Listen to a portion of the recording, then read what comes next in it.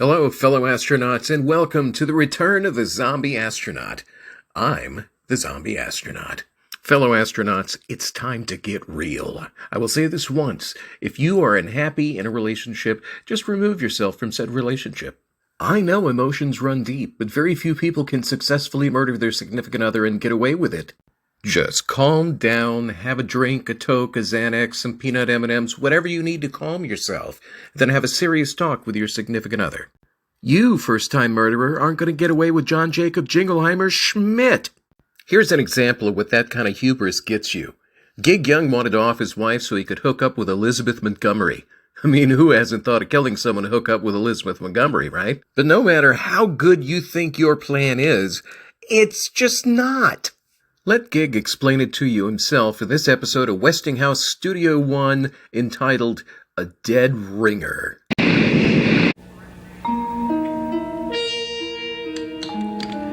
If this were happening to someone else, a lesser man perhaps, I suppose I might find this amusing. One expects ordinary men to fail, to be betrayed by their own incompetence. I suppose I might even find a grotesque humor in my predicament if my failure were due to any lack of logic or skill on my part.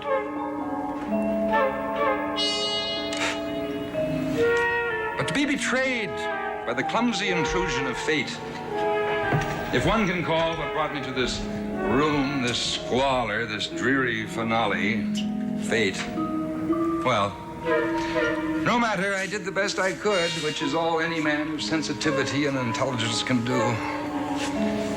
Still, all things considered, it does seem ironic that what was planned and executed with such perfection, even artistry, should now be reduced to just another murder.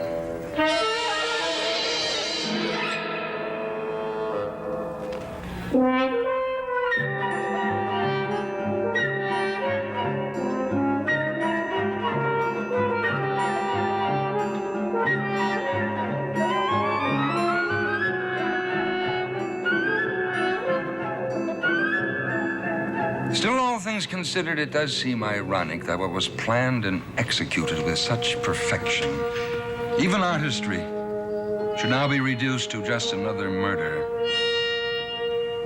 I will say this in my defense. I did no more than many husbands have longed to do, and probably had better reasons than most.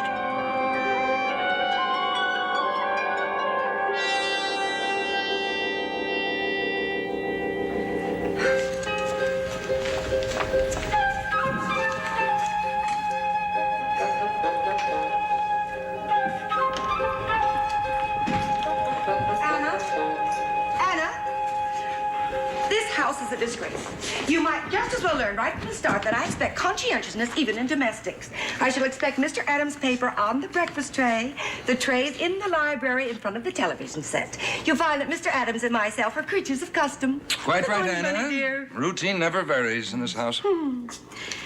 Dear, sometimes I do think the poor are fortunate. They have no servant problems. No servant problems. And no parasitical charities making endless demands on their purses. Oh, dear, I suppose I'll have to give to the community drive again. Oh, I see Girlie's having a showing in cerulean mink. Would you like me in cerulean mink, Bunny dear? You know I'd adore you even in burlap, dear heart. Oh, thank you, Bunny dear. You mustn't miss your television show. Oh, we still have a few minutes. Shall I do the coffee? Would you?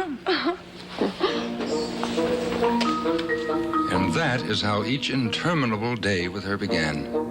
And each morning I thought how I'd sentence myself to this appallingly dull, vain, cliché-ridden woman when there were so many desirable ones in the world. Then there was her favorite TV show, Live from New York. I brooded a good deal on the unreliability of the medical profession. When I first met Laura in Switzerland 15 years before, her doctors predicted she had only 6 months to live. Dab a little jam on my toast, will you, Bunny dear? The nature of her illness and the size of her inheritance clearly made her an ideal wife. Once having decided to fall in love with her, I must say I put on a good show. That was my initial mistake. But how could I have foreseen what the doctors themselves overlooked? The healing power of love. And just a teeny bit more, Bunny dear. Worse, that love would give her new strength. Strength to flourish year after year after year. Until my hope of being her beneficiary, rather than her financial manager, was all but extinguished. How you do spoil me. But then you always have.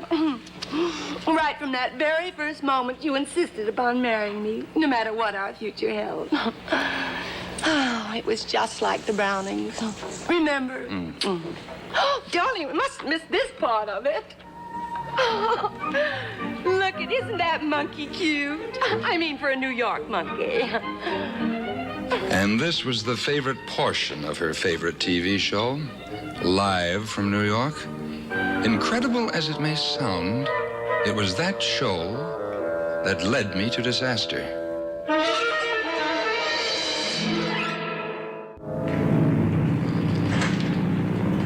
Flight number 104 for Portland, Tacoma, About 2 months Seattle, later, I'd now flown to leaving New from York on gate business. 23. On the morning of my return flight, I stopped at a bar at the airport while waiting for my plane to be announced. Scotch and soda, please, in a hurry. It was there that I saw a man who was to change the course of my life.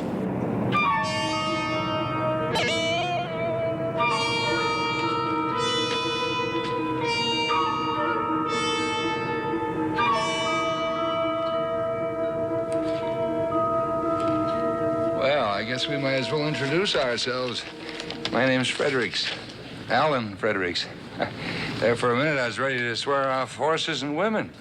Yes, it is a bit unsettling.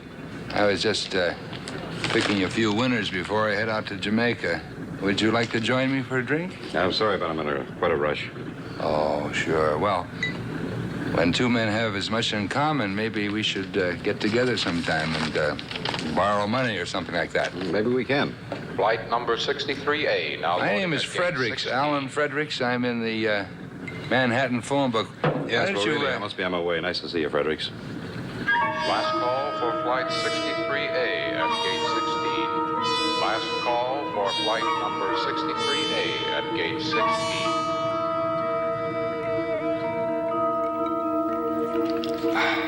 Oh, Anna, where's Mr. Adams? I believe I saw him go into the library. Oh, my lovely roses. I hear it's snowing in New York. Did he have a good trip? Oh, yes, very nice. Oh, my sister Marcia's coming by this afternoon, and she'll be staying for dinner. Oh, yes, ma'am. Oh, look, Bunny dear, it just arrived. There you go, drinking before dinner again when you know what it does to your digestion. When will you learn that you're not as young as you once were? You like it, Bunny? I bought it especially to please you. It's your anniversary present to me. Oh, I put enough in your account to cover it. Am I beautiful enough for you, Bunny dear? Oh, you look heavenly, Laura. Oh, I'm going to be borrowing that often. Oh, Bunny insisted I have it. Here, try it on. Bill, how is the very best husband I know? Oh, still without peer. Now let me look at you. Oh, stunning. It is a stunning coat, Laura. Now tell me, how is San Francisco? Oh, delightful as always. I love everything about it. And wait till you hear the news. I'm going to be married. Married? Well, do I know him? I mean, his family. No, he's an architect, and he's just wonderful. Loves all the things you do, Phil. Theater, music, good conversation, travel. Because I couldn't have you, I had to find the very best substitute. Well, you must bring him around. I did. He's in the living room. I wanted to prepare you first. Oh. Doug? My family, this is Doug Richards. Hello, Doug. How do you do? I'm certainly glad to meet you. I'm grateful to you for making my campaign so easy. You see, I knew Marcia approved of marriage by the way she spoke of yours. So all I had to do was make sure she approved of me. Well, we're happy we set such a good example, aren't we, Bunny dear? Oh, quite, yes. When do you plan to be married? Next week. Why couldn't it have been Marcia who had the money instead of Laura? Soul, character, intelligence. She has them all.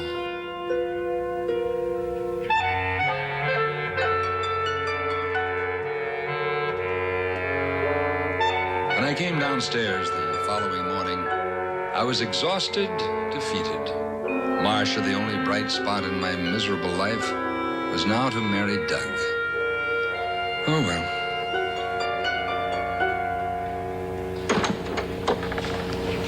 Good morning, dear. Oh, feeling better, dear? Oh, yes, yes. Well, I'm not surprised you couldn't sleep last night. I've warned you once about highballs before dinner, but then I suppose I should be severe with you. Would you love me as much if I were severe with you, Bunny, dear? No, every bit as much, pet. Now, who could think of a more pleasant way of keeping informed about the weather? Oh, I do wish you'd see what's happened to the coffee. Well, don't you want to see what the weather's like all over the country? Why? Oh, of course, that would be the ideal solution to all my problems. What was that, dear? I said it's raining in Albuquerque. Oh, yes, so it is.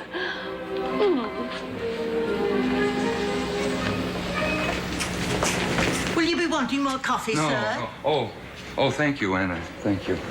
Aren't you, supposed to be off today? No, sir. Tomorrow and the next day. That's the arrangement I made with Mrs. Adams. 2 extra days off every month to visit my children in Los Angeles. See. PG&O. Darling, I think you should know the actual cause of my insomnia last night. It's this infernal PG&O meeting.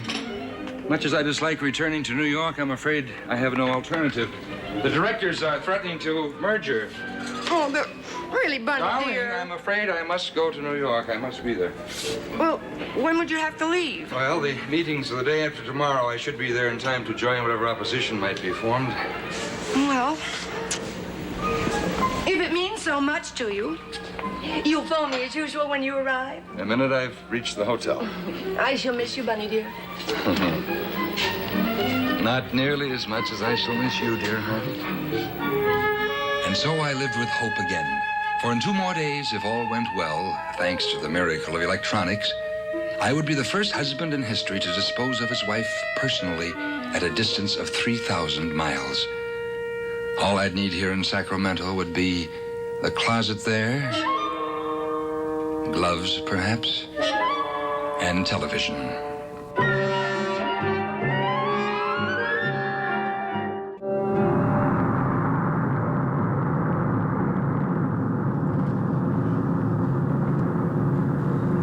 And so I flew to New York that night, dwelling again on the marvels of science, which would allow me to dispose of my wife, Laura, from a distance of 3,000 miles.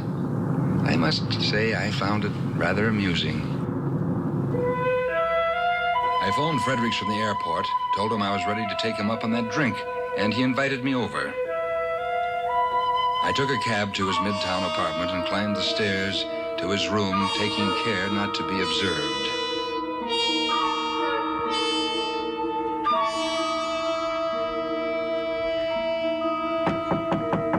On the phone, give the door a push. Look, Connie, of course I'm crazy about you. If I believed in marriage, I'd tell you to divorce your husband tomorrow. But I can't take you out tonight. I had a bad day at Belmont. Well, sure, if you're willing to pick up the check. Usual table? Okay. It's always the married ones you can't lose. Your experience? I'm afraid I'm one of those dull, contented husbands. Oh, yeah, sure. I never expected to hear from you. All personal friends? Oh, yeah, very personal. You wouldn't be one of those contented husbands that likes to make a few new friends when he comes to town, would you? Even if I were, I doubt if I'd have the courage my children back home wouldn't approve. Oh, where's home? Small town, I'm sure you've never heard of it.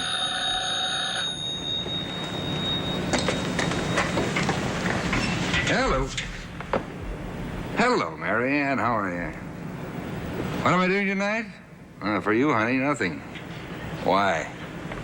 Look, honey. I have a million projects. I told you before I live by my wits.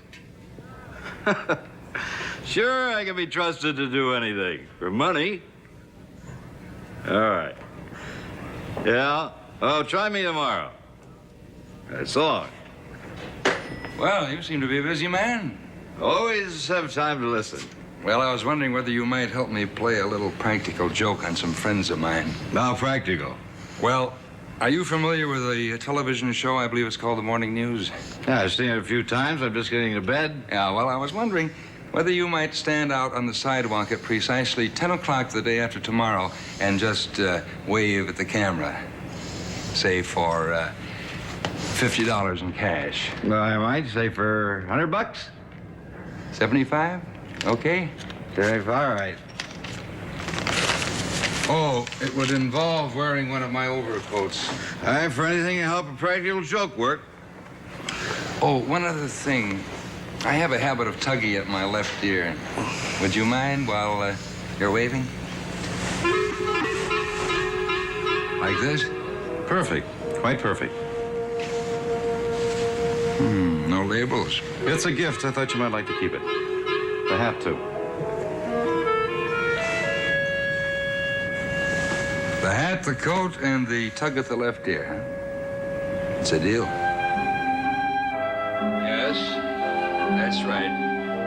To Mrs. Laura Adams in Sacramento, person to person. Call me, please. Thank you.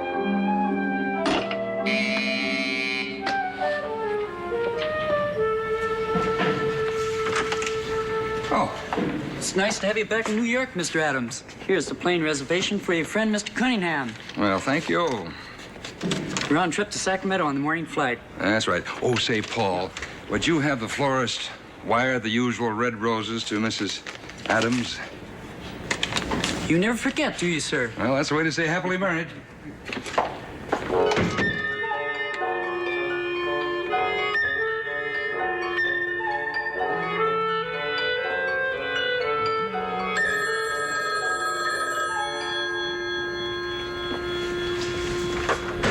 Hello? Oh, yes, put her on. Hello, dear heart. No, I couldn't be lonelier. Just counting the hours until you get back. No, not tomorrow. I have an important meeting tomorrow night with some stockholders. Darling, I have an idea that I think will please you. This morning, I looked out the window and I saw all those people standing on the sidewalk where they televised that morning TV show you like so much. Well, that's my idea exactly. I know I'll feel absurd waving. I wouldn't do this for anybody but you, dear heart. No, not tomorrow. No, I have to be in Wall Street. The day after, at 10 o'clock, 7 o'clock your time. Yes. Well, since I'll be making such a public fool of myself, you might as well call Marcia and let her enjoy the spectacle. Call everyone. Oh, I adore you too, dear heart. Goodbye.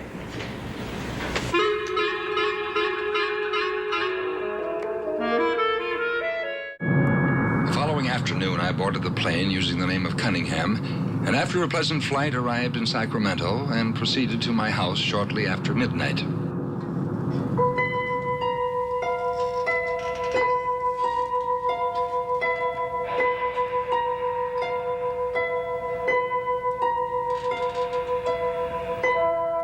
As I entered the house, I thought of Laura.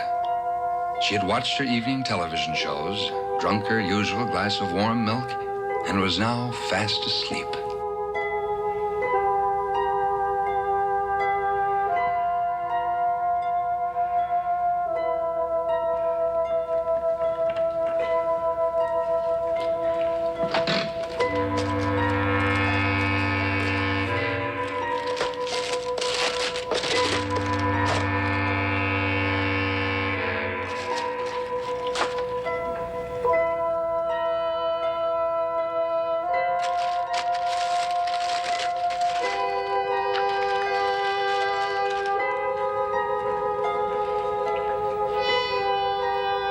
The closet was scarcely a comfortable place to spend the night. But after the 15 years that had gone before, 7 more hours seemed inconsequential.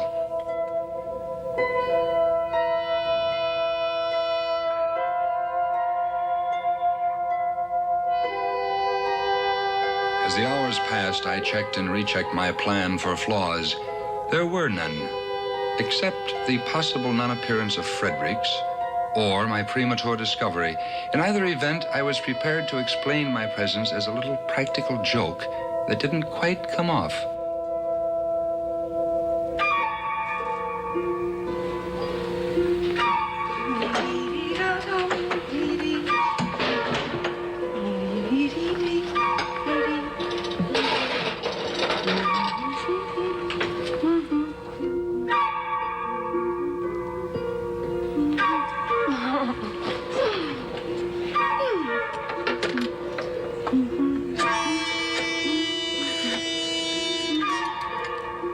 Oh, long distance? Yeah, San Francisco.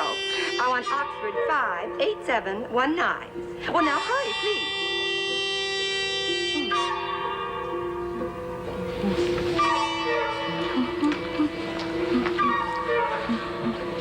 Oh, hello, Marcia.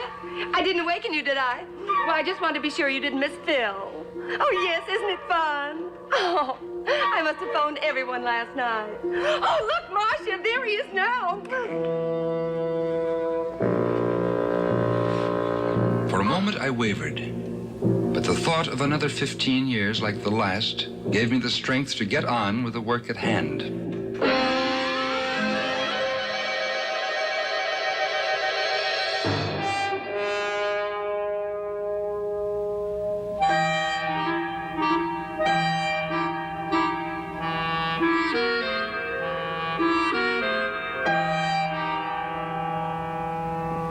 12 hours later, I was back in my suite at the hotel for the meeting with the discontented stockholders. Well, let's try this for size. Thank you. You know, you show me a man who knows bourbon, and I'll show you one of substance and integrity. Well, let's get to the point, gentlemen. I see no reason why PG&O should not complete this merger. Now, according to our last quarterly I earnings... agree, gentlemen, I agree. That's why I called tonight's meeting. Oh, excuse me, I'll get that. Thank you. We're all involved in a principle. Hello? And I believe we are. Yes. We're all in a principle. Mr. Adams, Sacramento, a Marcia Loring. Oh, my sister-in-law. Well, thank you.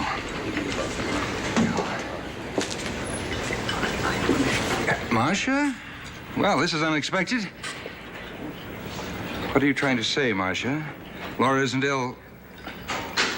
Can't be. She was in perfect health when... Murdered. Murdered. Look, old man, is there anything we can do?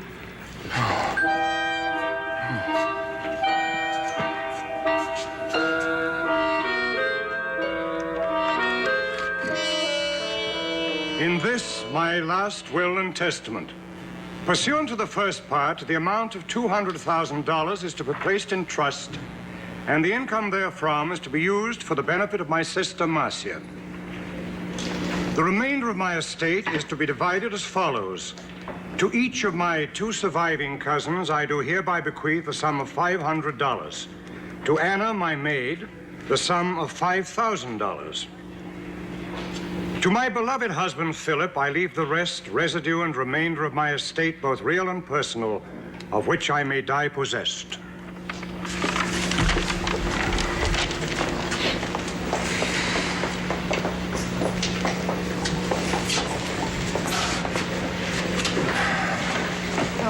Philip, you must try not to be too upset. Remember, you still have us. Us? Why, Doug and me. I know, but you have your own lives to consider. You have your wedding plans. We couldn't possibly think of getting married at a time like this. Well, at least not right now, could we, Doug? No, I guess we can.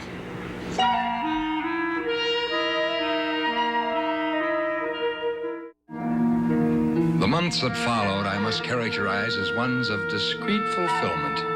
The police, despite arduous efforts, were forced to admit failure. I naturally protested, but the case remained unsolved. I, of course, had the pleasure of daily visits from Marcia and Doug. I want to thank you all over again for Mrs. Adams' television set, sir. Oh, it's quite all right, Anna. It wasn't being used. Well, what do we do about dinner, sir? Oh, yes, dinner. I suppose one must. What could we have that wouldn't take me back? Perhaps some cold vichyssoise, duck with orange sauce, and some, a green salad might tempt me. Yes. Oh, and Anna, if there's any of that 1937 Bordeaux left, that might help, too. Yes, sir. I'm beginning to feel I ought to start paying rent here. Oh, Doug, how can you be so callous, so unfeeling? It's very easy. If we it's have to drive absolutely over here. ridiculous. One more. Hello, Anna. Hello, Anna. Where is Mr. Adams? In the library. Thank you, Anna. Yes, sir. Hello, Bill. We've come to take you out. Oh, hello. Well, they say that time dulls pain, but I can still see her everywhere. Oh, Phil, Laura's gone. Nothing can bring her back. Why, you can't withdraw like this. A man with your love of life. You have so much to offer the world. I'm trying. Well, at least I see you've taken my advice about painting. It has helped so many people. Oh, look, I brought you some really good brushes. Oh, thank you. Now, let's see what else you've been doing. No, I don't want to take you away from Doug. Yeah, well, you hold this, and I'll show you I've been trying. Excuse me. I have had months of being postponed on account of grief. Now, when are you coming back to San Francisco? Well, it may mean nothing to you, but his devotion to my sister's memory touches me deeply. To think of him living alone in this house day after... Okay, then. Let's get married and adopt him. What a heartless, cynical thing to say. If you want to know the truth, that's exactly the quality I've discovered in you that's kept me from marrying you. Well, I've had a few doubts myself ever since I've become part of your crash program to save your brother-in-law. Really? Goodbye, Doug. That's so late. Just remember, you said it first. Goodbye.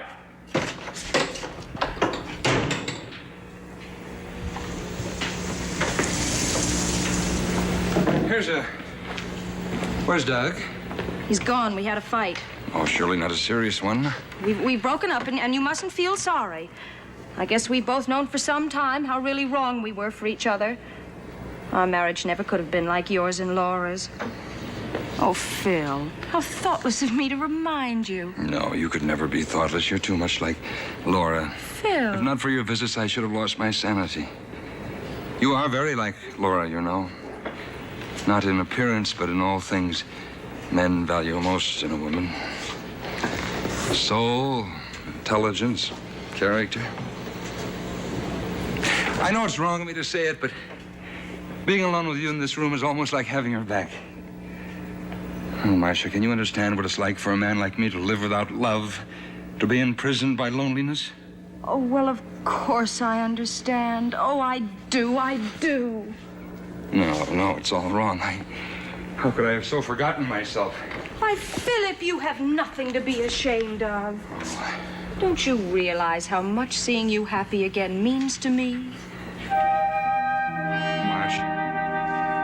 I was at last in complete possession of all I desired. She was right, of course. I had nothing to be ashamed of. And so we were married and embarked on an extended wedding trip around the world.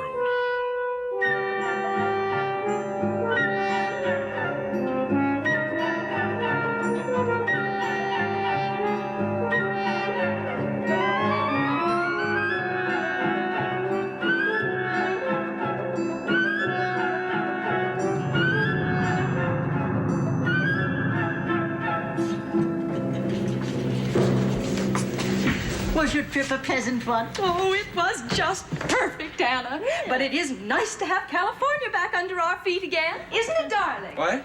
Oh, yes, quite. I prepared your favorite dinner, sir. Duck with orange sauce. And there's Bordeaux, 1937. Oh, well, that was very thoughtful, Anna. But Mr. Adams has had enough of those foreign dishes and wines. They've practically ruined his digestion. Oh. Something simple for him tonight, Anna. A broth and poached eggs. I won't have anything quite so simple, Anna. I think I'll have sweetbreads. I just love sweetbreads. Poached eggs, darling. You remember that magazine article I showed you we were in Capri? I'm not going to be another wife who outlives her husband. Oh, my, it is nice to be back in Sacramento again, isn't it? I suppose if I hadn't been seasick, airsick, and if we hadn't run into all that sticky tropical heat. Oh, well, Rome and Paris are fun and all that, but just who'd want to live there? You know, darling, you may Why, Philip, whatever are you doing? If I didn't love you so much, I'd be furious. It's just as Laura used to say, you're a little boy who needs constant looking after. I was forced to acknowledge the hideous truth. Despite her young and pretty exterior, Marcia was as monotonous and cliche-ridden as her sister. Marcia, I am neither a little boy nor a man who will submit to having his menu supervised. I rather fancy my pleasures and will very much resent. Dust. Well, I'll have to speak to Anna about that. Laura wouldn't have allowed it for a moment. I am saying something of the utmost importance to our future. Oh, I'm sorry, darling. I don't mean to dictate. I just want to be as good a wife to you as Laura was. Well, you said you fell in me because I was so much like her, didn't you? Well, didn't you? Yes, you are the image of Laura. Oh. What we need is a nice, cozy evening at home. Oh, I know. Let's watch television. We've missed all the new shows. Anna can serve dinner right in front of the set. Oh, I forgot. We'll have to get a new set. Oh, I know what you're thinking, darling, but we cannot live in the past. I had committed the incredible blunder of marrying the same sort of woman I had gotten rid of.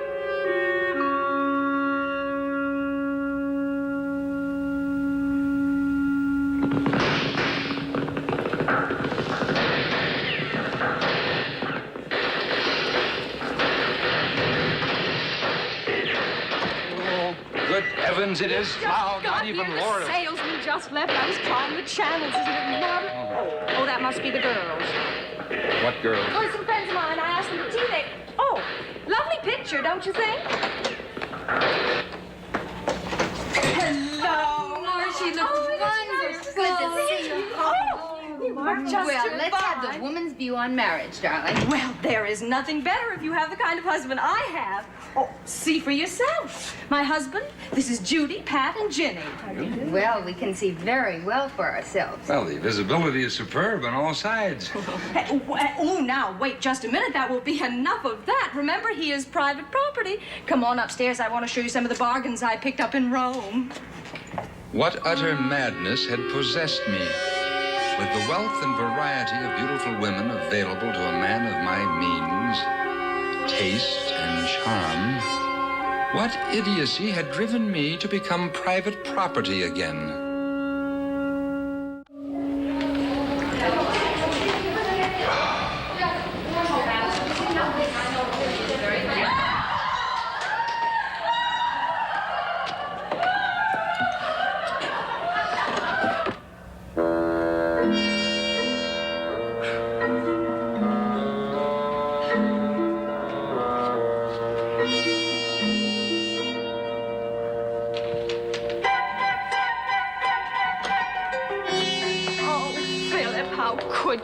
It was bad enough having you sit all through dinner without saying a word. Seems to me, my dear, you did sufficient talking for both of us. Someone had to make conversation. Why?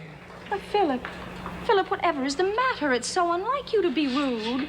Oh, are you unhappy? Have I failed you? Is that why you're drinking? I am drinking because you've succeeded so well in throwing your life away on a man like me. I'm drinking to soothe a tortured conscience. Oh, seeing you alone with your young, laughing friends. Philip, whatever are you saying? Marcia, you've made a big mistake. You've got to divorce me. I'm not good enough for you. You've got to divorce me. Never. Nothing in the world could make me give you up.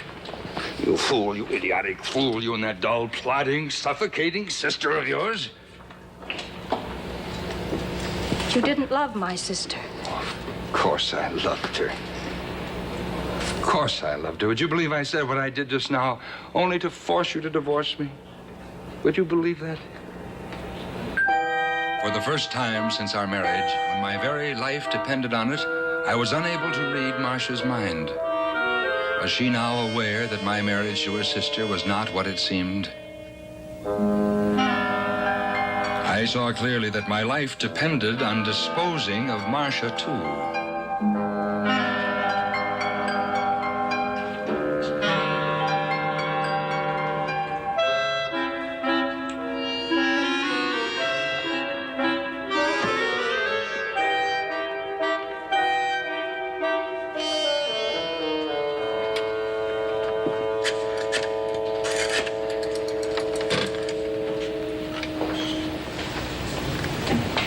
Long distance, New York City, Plaza 98332, please. Okay. Walt. Walt. Hello. Yeah, this is Mr. Fredericks. Long distance from Sacramento? Philip Adams? Yeah. Yeah, how could I forget? You're coming to New York? Uh-huh. You realize you never told me your name? Uh-huh. Cunningham. Yeah, I think I can help you out. Shall we say for $200? Well, I know it's only a practical joke, but... I see. Only $100, huh? $100. All right? Fine.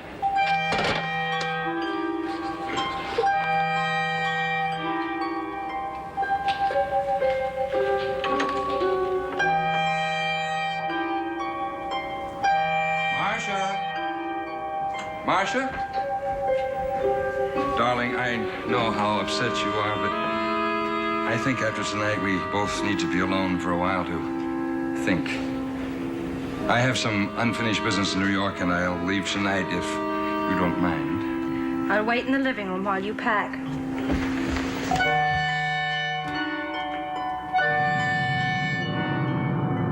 All during that flight to New York, my thoughts twisted and turned as in a nightmare. I rejected one plan after another, always returning to a second collaboration with Fredericks.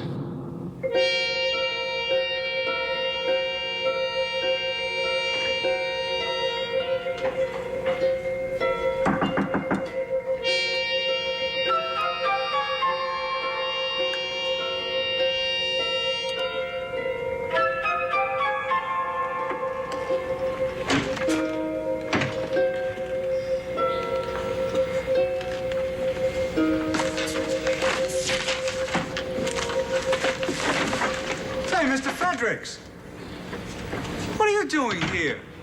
Oh, I forgot something. Well, what about the $2 you borrowed from me? Oh, yeah. Yeah. There you are. Well, gee, thanks. Thank you very much. That's all right. Thanks.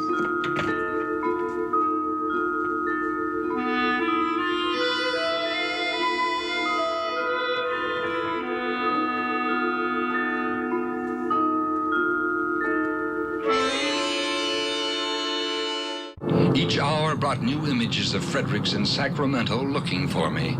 I tried to think calmly. Fredericks was obviously in need of money, and it was possible that he already knew or was finding out about Laura's death. 6,400.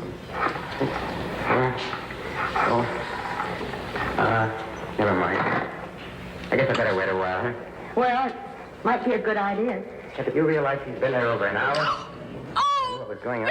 Thank heavens you're back. I've been in such a state of nerves. I came over to comfort your wife. I'm sure you did a good job. Turn off the set, will you, Doc? Maybe he doesn't like the idea of her marrying me because he knows I'm going over. What? Well, if you'll excuse me. Of course. Well, I'll find my own way out. I know my way around pretty well. I'm sure you do. Call me if you need help. Help? Yes, after last night, but... Oh, well, you're here now. Well, what about last night? Right now, I just want you to hold me and promise me you'll never leave me alone again. Oh, then I've been forgiven. Right after you left, I found some of Laura's old letters to me. They said such wonderful things about you, your marriage. I was so ashamed. To think that I could have thought you capable of deceit, even hatred. Oh, can you ever forgive me? No, we'll never speak of it again. And with your help, darling, I shall only know springtime. Now, any messages or calls yes. while I was gone? Yeah, here, wait, here. Thank Your you. tailor and, oh, yes, Mr. Connors from the bank, something about your bonds. Oh, anything else? Why? Why, is there something still worrying you? I mean, No, my dear. I had a little unfinished business in New York I couldn't attend to, but perhaps I'll be able to dispose of it here. All right. Oh, Philip, we've had our first real quarrel. Now we will have a wonderful life together. Oh, I forgot. Yes, there was another call. A man about an hour ago asked for you. Did he leave his name?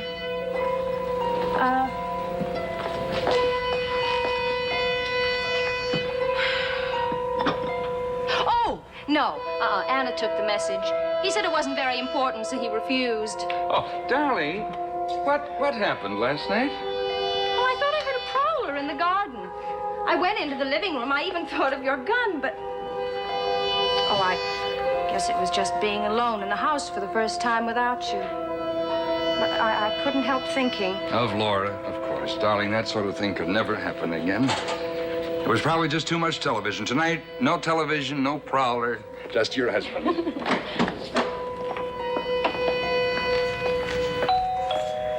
Oh, dear, I'll get it.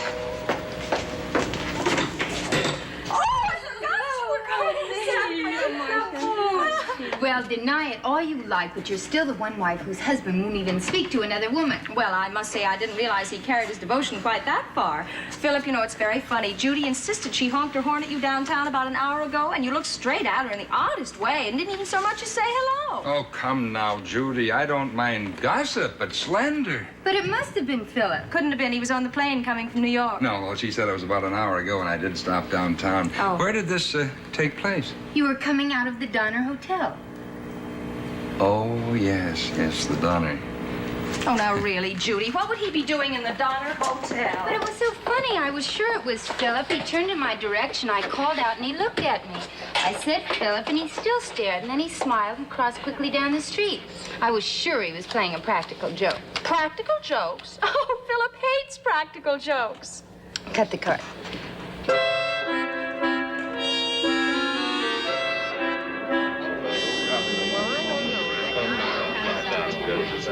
I sat in the lobby of the Donner Hotel for almost 2 hours watching for Fredericks.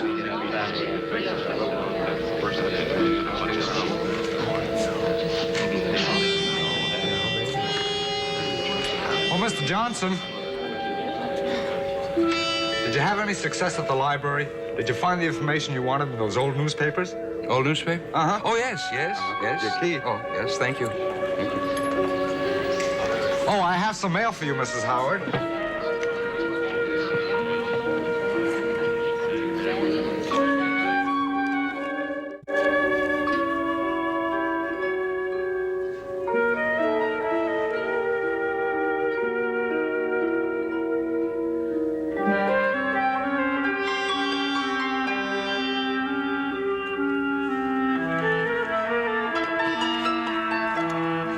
Johnson was Fredericks, all right. I was equally certain that his reading schedule at the library would include old newspaper stories relating to my life and Laura's death. I was now prepared to pay anything, do anything to silence him or get him out of Sacramento. But I still had to find him, and quickly, before he entered the hotel. Sutter, 49820, please. Hello, main library? May I have the periodicals room, please? Yes. Hello. May I ask you a favor? I believe a friend of mine is looking through your book newspaper files. Would you mind calling him to the phone? His name is Fredericks. Oh, well, this seems to be my day for missing him. Thank you. I said to myself, steady, just think it over calmly. He's on his way to your house. He won't present himself at the door. He'll probably wait for you outside. Yes, he'll wait for you. So take it calmly.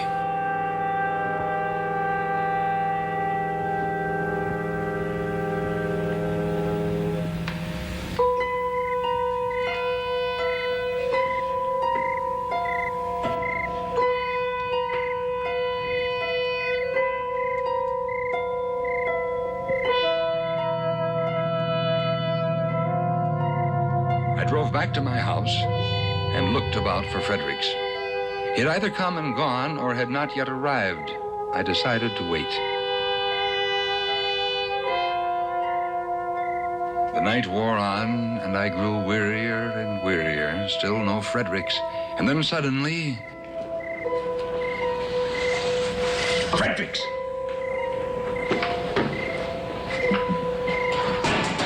Who is it? Who's in there? Adam! Adam, there's a man in the library. I think I shot him. Oh, please.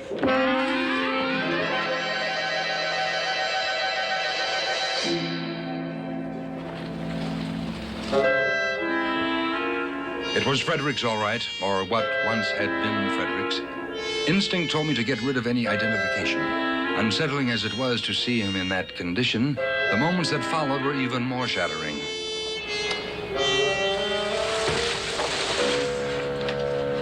Oh! Mrs. Adams!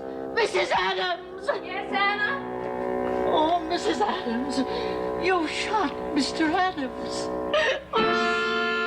Not only had she taken care of Fredericks, but she had indeed removed me, Philip Adams, from the land of the living.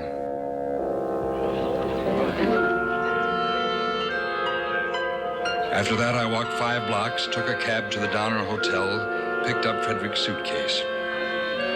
Now I no longer existed as Philip Adams. I was homeless, friendless, with never a chance to claim any part of my inherited wealth. I used what money I had left to buy a ticket to New York. My mind was in a turmoil. I tried to get some sleep, but couldn't. I would need all my energy to carry it off, for I now had a new life ahead of me. I would have to take over Frederick's life, for better or for worse.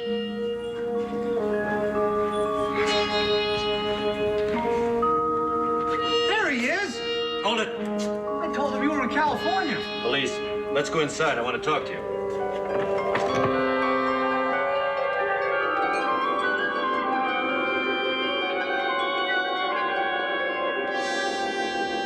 Well, that's about the whole story. I must congratulate the police on their speed and efficiency. How did you find out where I was so soon? How did you know I was Philip Adams? I didn't. You didn't? No, not until you told me your story just now.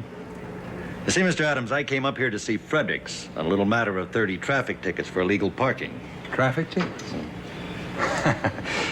Look, Sergeant, you didn't believe that little story I told you, did you? Of course I'm Fredericks. And about those traffic tickets, why don't we just sort of settle that between us, huh? Say for $500? You'll have to settle that with a higher authority, Mr. Adams. 1,000? 2,000? Now, look, do I look like a man who would murder his wife?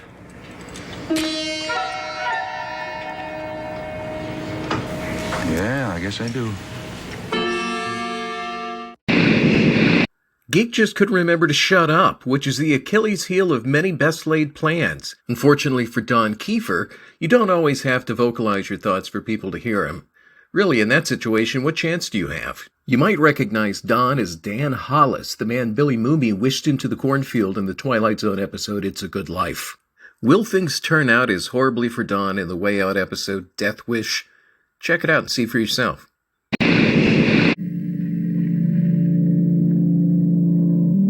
Most men want to kill their wives. George Atterbury had wished his wife dead for some long time, but wishing had not made it so. The wish began to father the deed on a Friday, appropriately enough, at a funeral. Do you know what this reminds me of, George? Oh, now, honey. It reminds me of a TV show. You know the one I mean. What's the name of it again? Everything reminds you of a TV show. Well, that's because they're so true to life. Don't you think that's the reason, George? Because they're so true to life. TV shows, I mean. What's the name of that show? You know the one I mean. Hazel, we're here to mourn poor Oscar's death. I know that, but it isn't as if he was a close friend of yours. I mean, he's just some fellow who works at the office with you. That's it! The name of the TV show. Death is a certified public accountant. Hazel? Do you remember it now? How this girl is going up to see the body, and she lets out the scream, because it isn't a cousin from Tuscaloosa like everybody said, but a total stranger. A body, I mean. Boy, I thought that was a howl. Didn't you? Or maybe you didn't see it. No, I didn't see it. George, you miss all the best ones. This one had what's his name in it?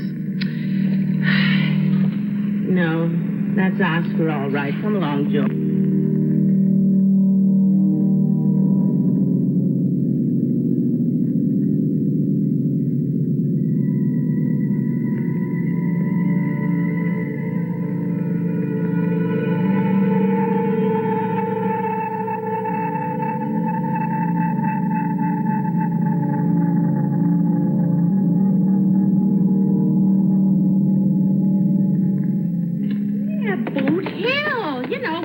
Comes up to look at all the people he's killed. Boot Hill. That's what it reminded me of this afternoon out there at that cemetery. Although I must say that they had much nicer grass where Oscar went. Nicer than Boot Hill, I mean. George, what's the name of that sheriff? You know who I mean. Oh, George. George. Oh, I know his name as well as I know my own. Sledgehammer? No. He's the one who plays the part of that detective the girls are all so crazy about. Hey, George, look.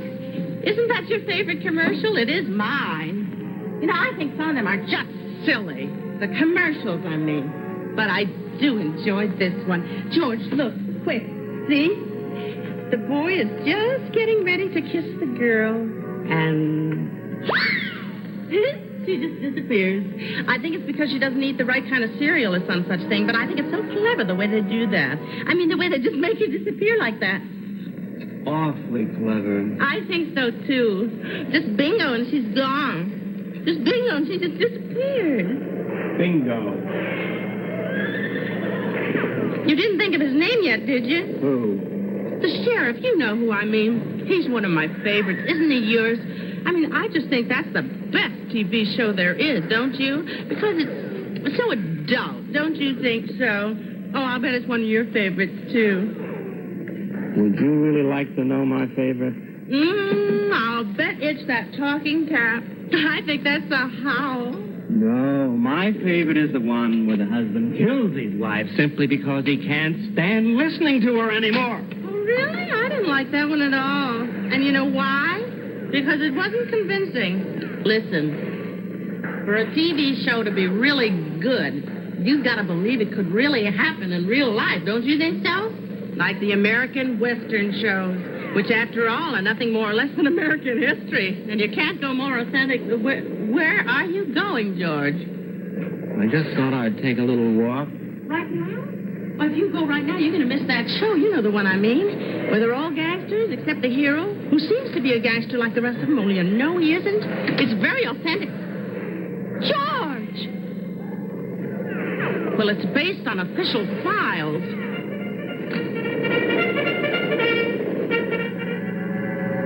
It was on that Friday that George Atterbury made the decision to kill his wife. But having made the decision, he found that it was only the first of several that he would have to make. There was the question of method.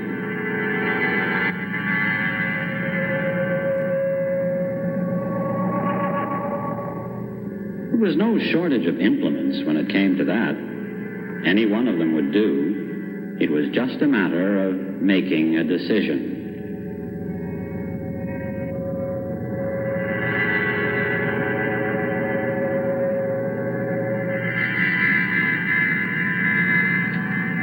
There was one problem, however, that was not so easily solved. Having done her in, and this he was fully determined to do, what do you do with the body?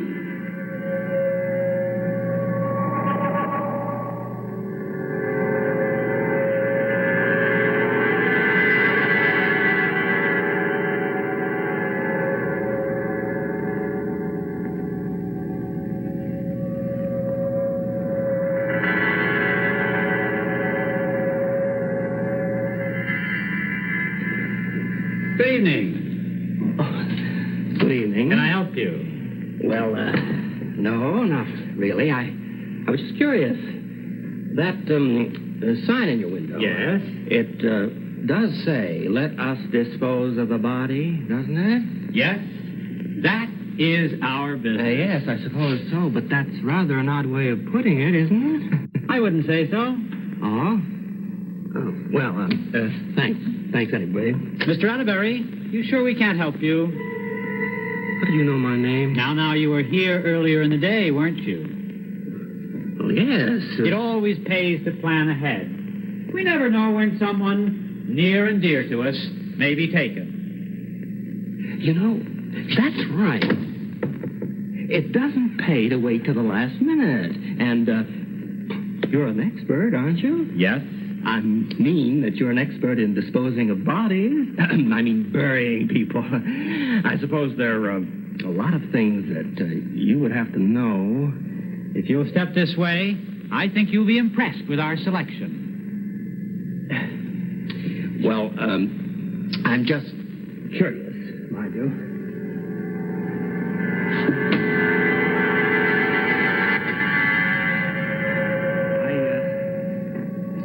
Don't suppose anybody ever just walked in here with a body and asked you to dispose of it, did they? That's our latest model. Look it over, check the quality points. The lining is all satin, and the cushion, plump the cushion. It's foam rubber. It would be simple for you, wouldn't it? I mean, you're equipped for the job. No one would ever question one body, more or less, would they? Nobody ever has. Whom did you have in mind? Nobody. Nobody in particular. Just a matter of general interest. Now, that casket has been particularly popular with our clients this year, and I could show you a much wider selection in our catalog. Well, no thanks. I'm just looking. No obligation. Except, of course, the universal obligation. What's that? To die. Oh, yes.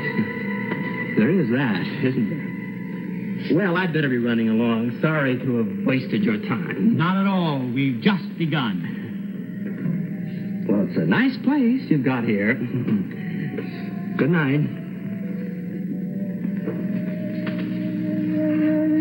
Say, isn't it unusual for a place of this sort to be open nights? I think you'll find we're an unusual mortuary, Mr. Atterbury. But then, once I knew you were coming, I had to wait for you, didn't I? That's very nice.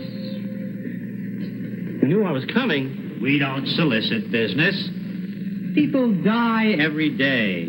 It's not necessary to go out and look for clients. But I do think we can help you. I didn't know I was coming myself. Now, if it's a question of price, Mr. Atterbury, don't disturb yourself. Life is held so cheaply these days, we don't feel that death should be made more costly. Now, look, Mr. Petard. Look, Mr. Petard, if you were waiting for me, you were waiting for the wrong man. I don't think so. It's George, isn't it? Wife's name Hazel? Yes. And you did nod to me this afternoon, now didn't you? Oh, that? Well, no. As a matter of fact, you nodded to me. I don't see what difference that makes. I'm not sure I follow you. We were discussing price. Let me get my current price list.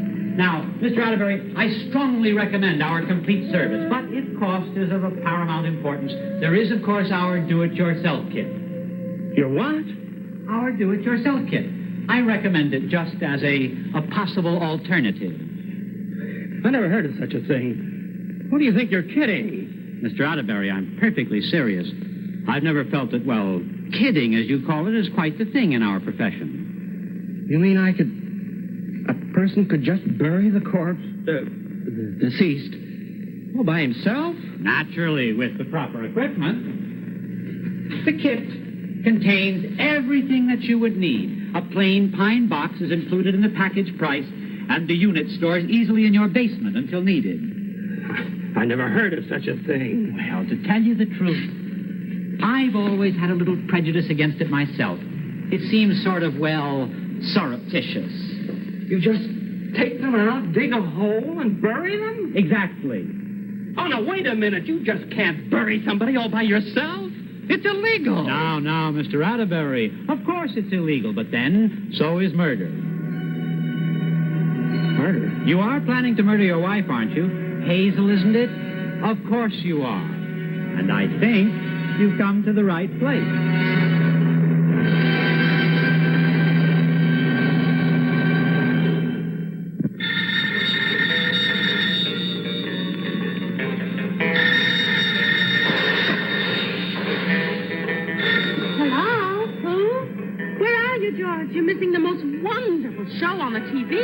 It's all about the... What? A surprise. I'm preparing a surprise for you, and I may be a little late. Hazel, did you hear me? I said you called at a very inconvenient time, dear. Right in the middle of this TV show. You know, the one with the tall girl who sometimes played a part in that other show? Where'd you say you were, George? I didn't say. That's part of the surprise. I said that's part of the surprise, and would you turn that thing down a minute so you can hear me? I hear you perfectly well, George, but it's very hard for a person to think of two things at once. So you'll be home soon, dear? That's good. You wouldn't want to miss the Invincibles, would you? Or is that on Mondays? All right, dear, just as long as you're not worried about me. Oh, you're not, huh? Then maybe you ought to be. You interrupted a television program she's especially fond of, I gather. She's especially fond of them all. Yes, I know. This way, please. How do you know? Know what? How about Hazel and her everlasting TV? That's the cause of your unhappiness with her. Well, I suppose that's behind it. But that still doesn't say how you happen to know so much about it. We make it our business to know. Through here, please. Now, this is our workroom, where we like to handle special cases, like your own.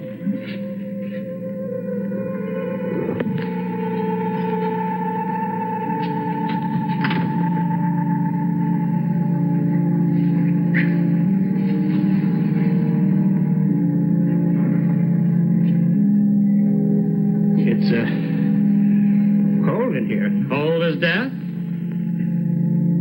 If you want to put it that way.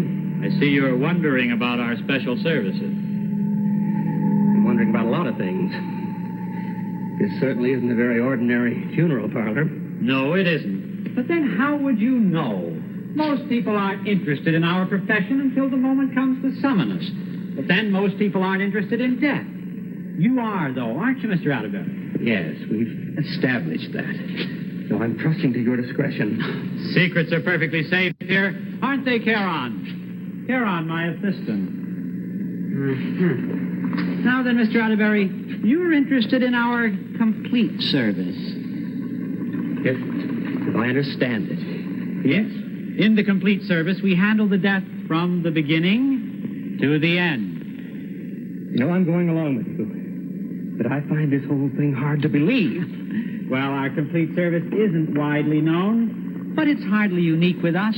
It's a natural outgrowth of our work, well, which by its very nature is anticlimactic. Anticlimactic? It's all over by the time they send for us. Oh. I suppose it arises out of a sort of a professional jealousy.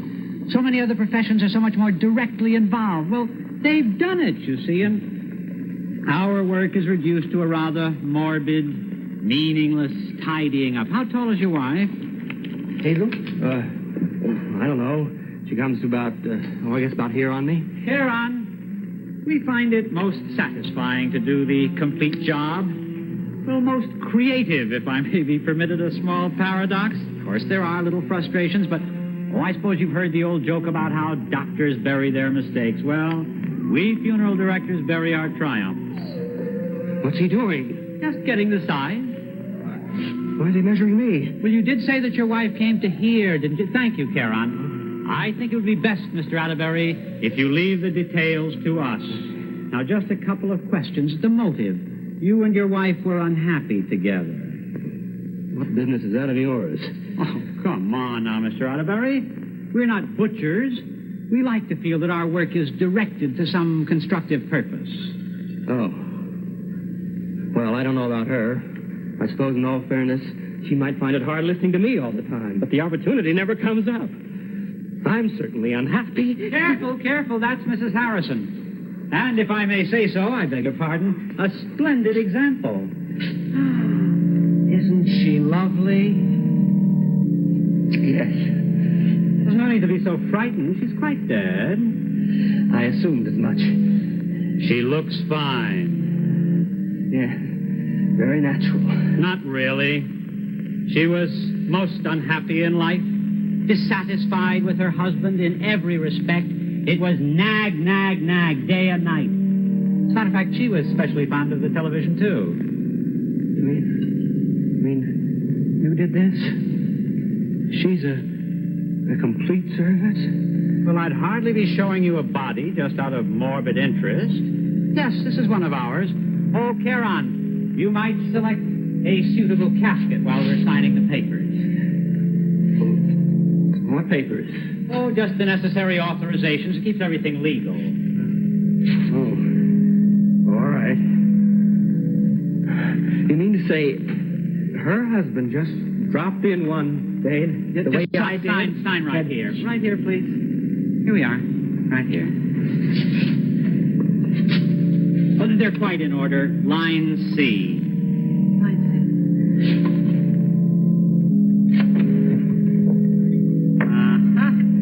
There we are. You look a little bit shaken, Mr. Atterbury. Why don't you try this? Here we are. Take this. That's fine. Yes. Ah, Kieran. Look, isn't it a beauty? I don't suppose you'd care to try it on just for size? Try it on? No, I suppose not. Most people are quite squeamish. Mrs. Harrison refused absolutely. Why should I try it on? Her words exactly. Poor unhappy woman. You know, when she came in here, she was absolutely convinced that the only solution to her problem was to kill her husband. I'm not sure I follow you. She only thought she wanted to kill her husband. But it goes much deeper than that. It's what the psychologists call the death wish. She was the unhappy one. She wanted to die. You mean she came in here? Seeking information, just as you did. But she would have been caught. This is no work for amateurs, even with our kit. Oh. Yeah, I feel kind of funny. What was in that drink? She was the one with the death wish, you see. And it seemed foolish to have two deaths to accomplish one. Wait a minute. Let me see those papers. Just the necessary authorizations for your casket and burial. Oh, I arbitrarily put down a hearse and 5 cars. Will that be sufficient, do you think? I don't imagine you have many friends. You're out of your mind. I'm sorry you feel that way. You're out of your mind. I'm getting out of here. It's a bit late for that, Mr. Atterbury. If you really feel that it's wrong of us to do this on principle, I'm sorry. But I honestly can't see why. After all, you were quite willing to kill your wife, now weren't you? Come, Mr. Atterbury. You're robbing the occasion of its dignity. And dignity, after all, is the sine qua non of our profession. We're not used to forcing our services on people. You know, you're out of your mind. It's no use, Mr. Atterbury. No use at all.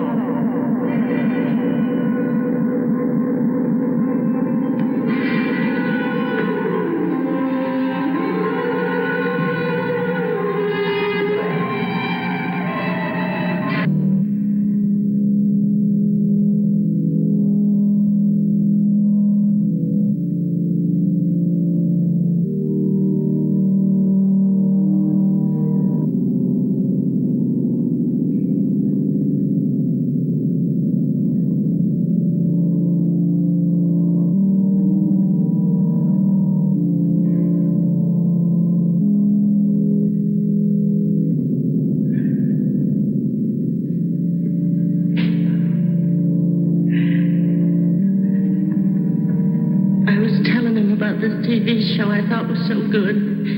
I don't know if you saw it. Where this girl is going up to see the body. Just like we're doing. And she lets out this scream, but it isn't her cousin from Tuscaloosa like everybody said. But a total stranger. The body, I mean. I thought it was a howl, didn't you? Or maybe you didn't see it.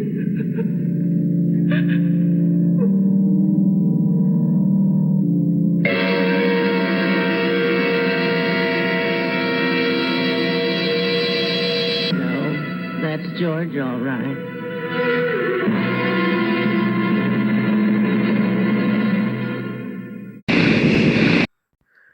Done, done, done. See what I mean? Sometimes you don't have a chance, and you don't even know it. Why chance it? Here's another example. Denholm Elliott is so frustrated he's having dreams about killing his wife. Vivid, confusing dreams. Dreams so vivid he doesn't even know if he's awake or asleep anymore. How can you properly plan anything if you don't even know if you're awake? Just watch how this turned out in this Hammer House of Horror episode, Rude Awakening.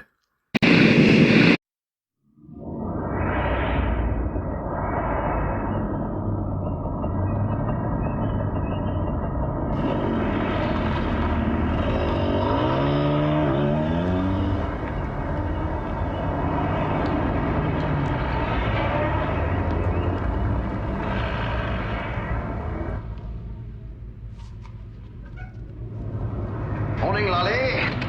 Good morning, Mr. Shenley. Now, Lolly, you know our agreement. Sorry. Good morning, Norman. That's better.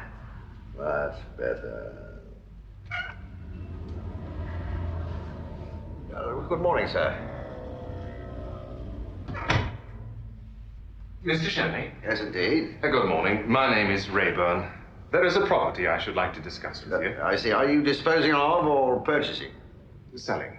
You're disposing of. Very well. Well, you sit down. Thank you.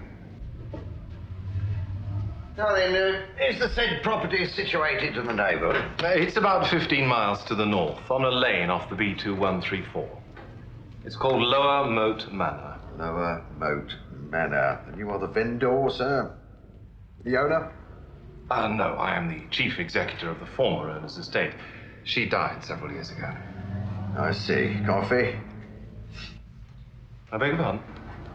Would you like a cup of coffee? My assistant, Miss Fellows here, will fix you a cup in a jiffy. Oh, thank you. No, thanks all the same. Thank you. Not at all. When I say she died, actually she disappeared. But now she's been legally pronounced dead, so I am in a position to put the house on the market. As chief executor? Exactly. And you want me to arrange the transaction? Well, I should like you to take a look at the place and discuss it with me. I've drawn a rough map of how to get there. And here are the keys. Right. I shall go and have a look at it this very morning, Mr. Rayburn. I would appreciate it. The executors would like to get it off their hands as quickly as possible. Yeah, well, leave it with me. These old properties can still fetch a very good price. I presume it is an old property. Oh, certainly, yes. Very old. With 10 acres of ground, but not lived in for a number of years. Yes, I understand. Not to worry.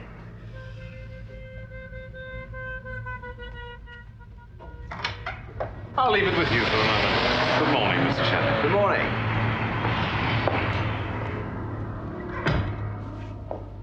Sounds as if it might fetch a good price. Did you get his address? No, it'll be on this map. It's funny it isn't. Or his phone number? No. Well, never mind. He'll get in touch with us sooner or later. Goodbye, sexy. Won't be long. Bye, Norman.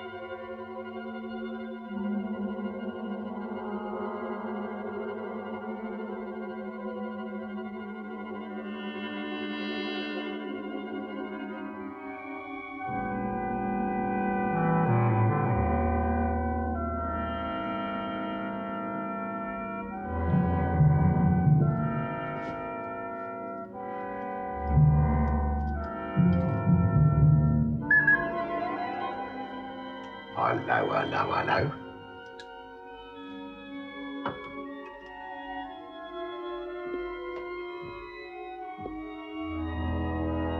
Hello. You shouldn't have done it, Mr. Shenley. You really shouldn't have killed her. Killed who? Your wife, of course. But my wife isn't dead. You killed her on Friday the 13th. But that's today. Exactly. Oh, she certainly isn't dead. No, she just got my breakfast. Who are you? First corpse is coming up, Mr. Shenley.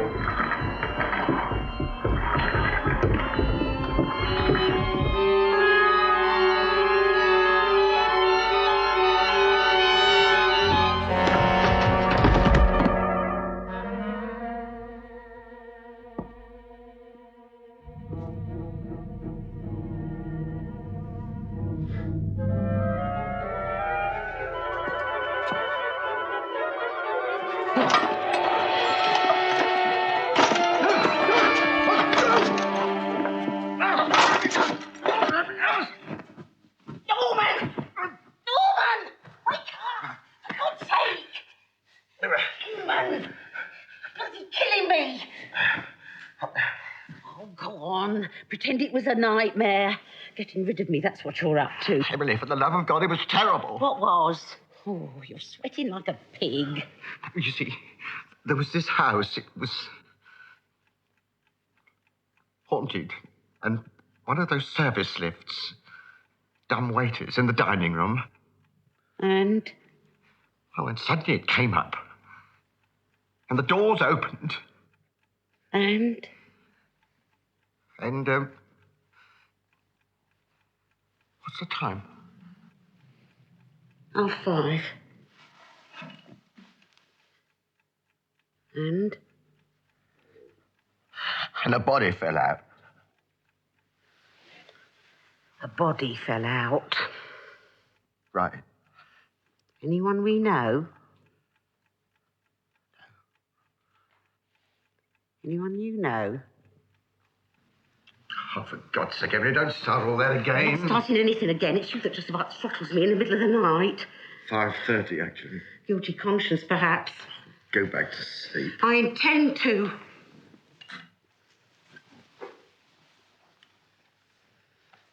Not worth it for me. No. I'll get my own breakfast and get to the office early. Good idea. There's always plenty to do.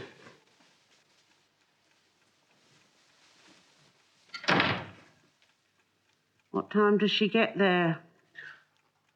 Who, dear? Nothing.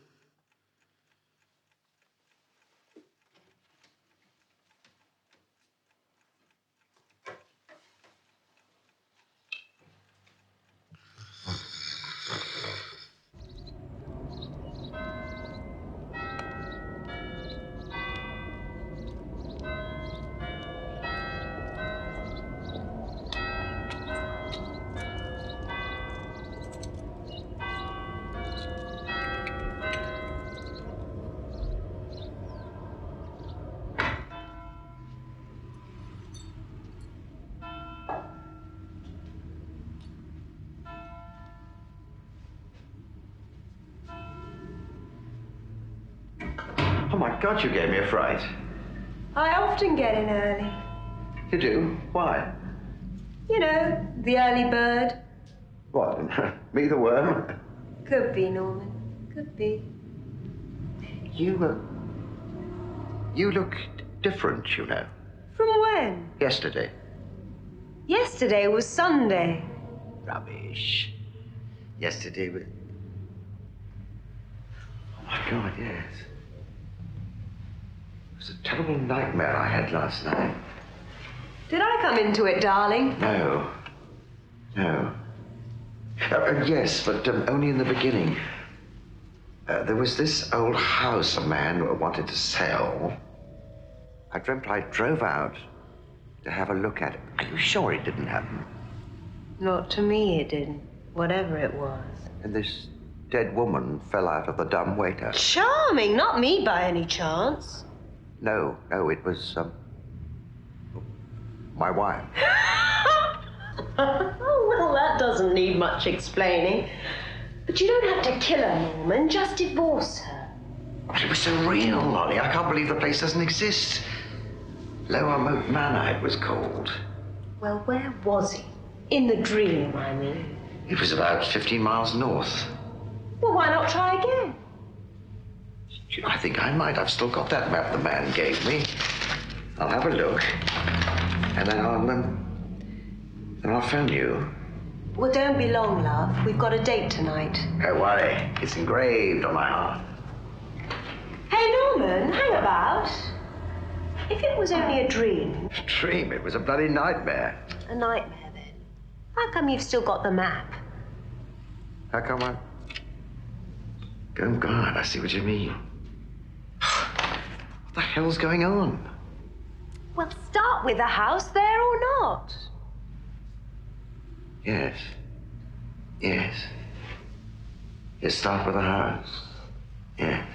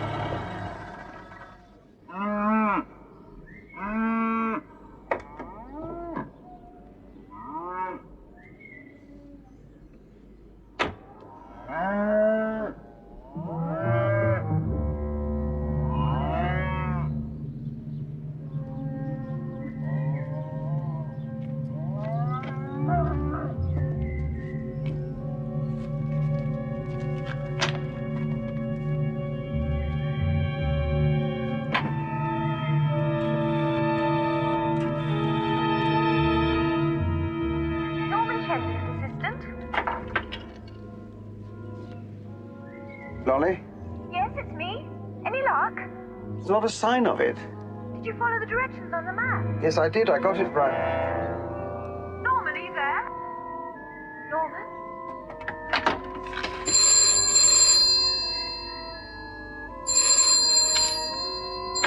Hello? You shouldn't have killed her, Mr. Shenley. How did you get... You shouldn't have killed your wife. Who the hell are you?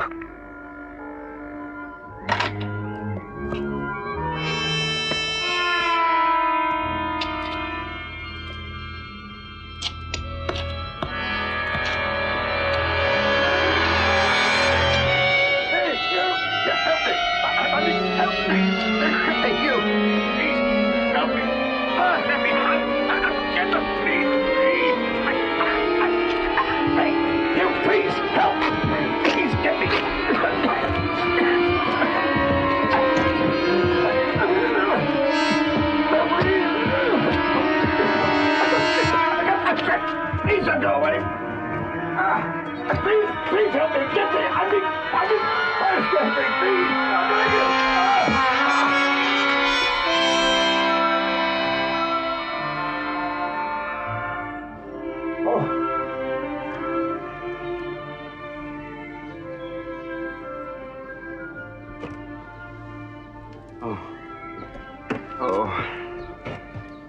Hello, my darling. Thank God you're here. There was some kind of poisonous gas or something. Heather, it's all right now. Your Lolly's here.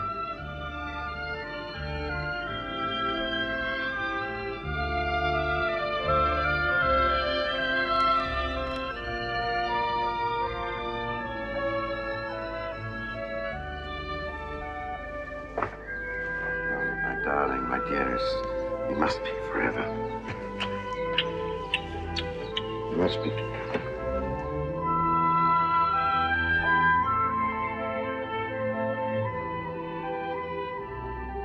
Yes. I love you. Adore you.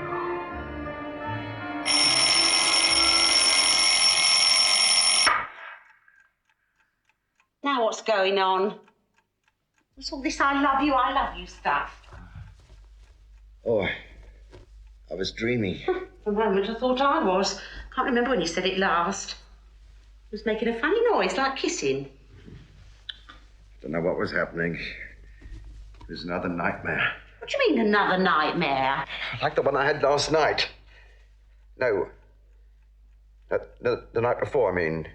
First I've heard of it. But I told you, the old house and the dumb waiter and the body. I don't know what you're talking about. I can't believe the house wasn't there when I went back. And was it you were kissing? Didn't know I was. Must have been a change for you. Well, you wouldn't be interested. Not anymore, I wouldn't. Knowing you was thinking of somebody else. All you should do as I asked. About what? About giving me a divorce. A divorce? Why on earth should I? It's not me that's done anything. Then what am I supposed to have done, for heaven's sake? Don't give me that. All those secretaries you've had, assistants. You imagine these things. All right. I'll go and start the breakfast.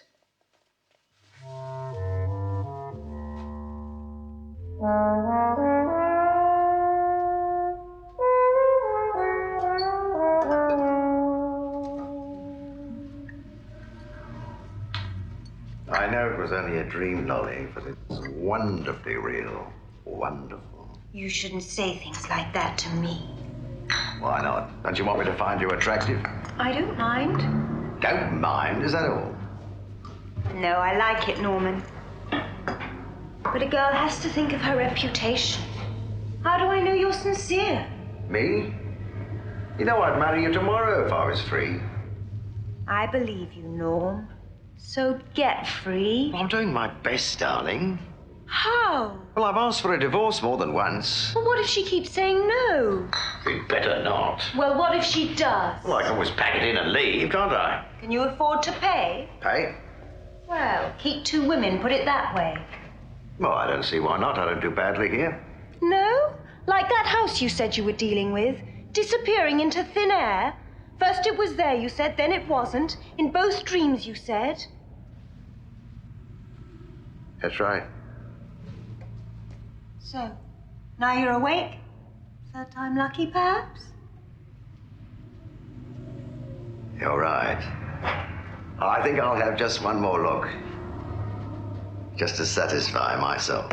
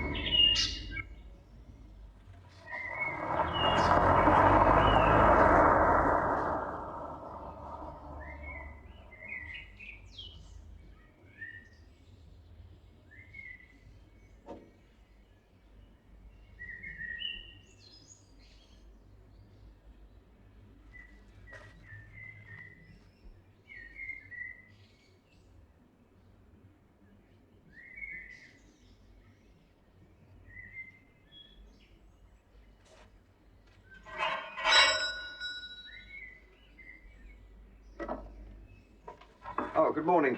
Good morning, sir. My name is Shenley of Shenley and Company, estate agents. I wonder if the owner of the house is available for a word. Her ladyship's still at breakfast, sir. Well, I wonder if you'd be good enough to hand in my card. Do you come this way, please, sir? Thank you.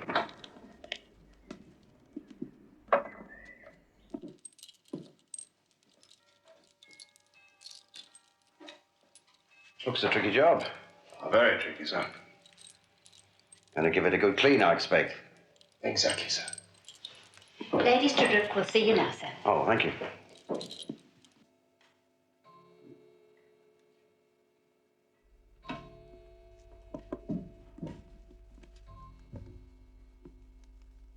Mr. Shenley, your ladyship.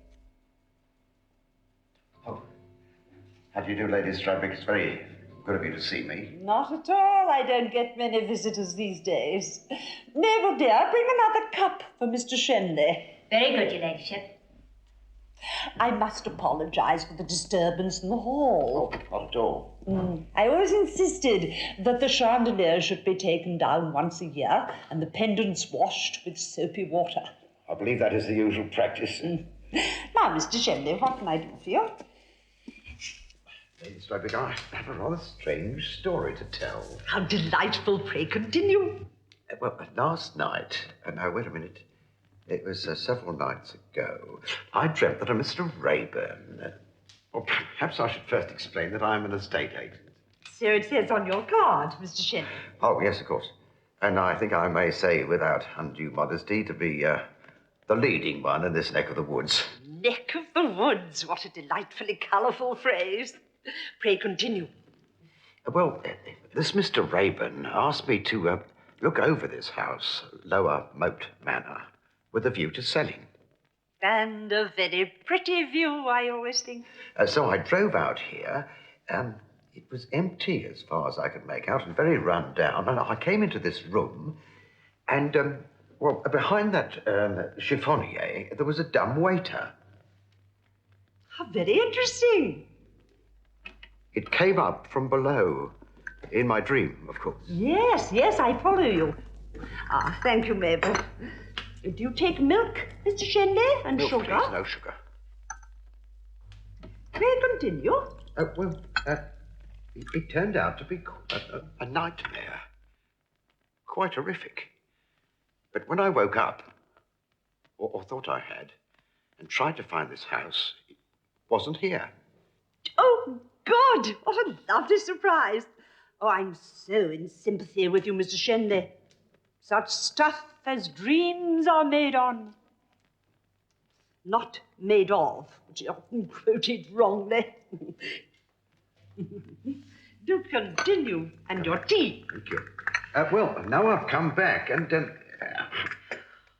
I was wondering, would you think it very forward of me if I asked to look behind that piece of furniture, just to see if the dumb waiter's still there? Oh, please do.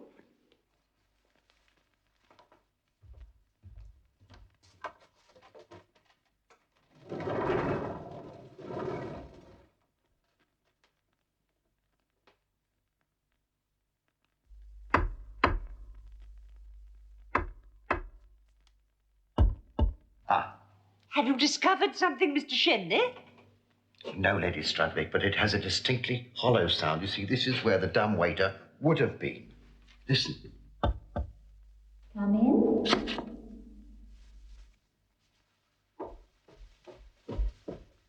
Something the matter, Mr. Shenley? I thought I heard someone say, come in. Oh, quite possibly. I believe some stupid girl got herself walled in many years ago. No, but I mean, I must have been hearing things.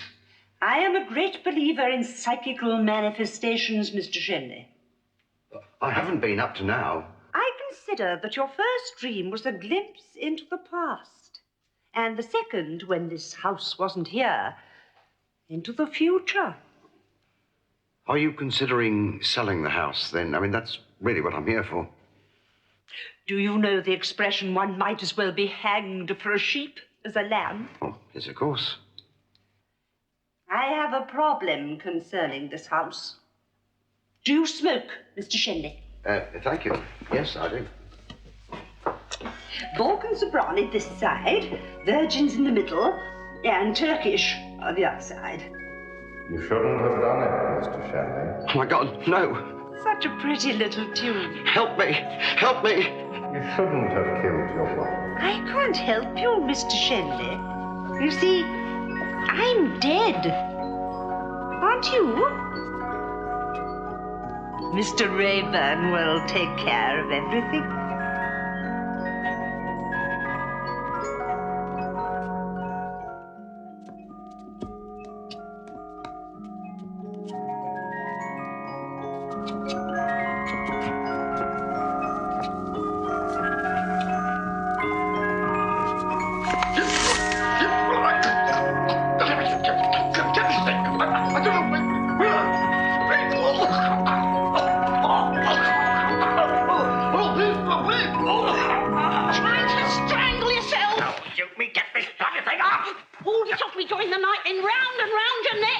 slander me? Not me.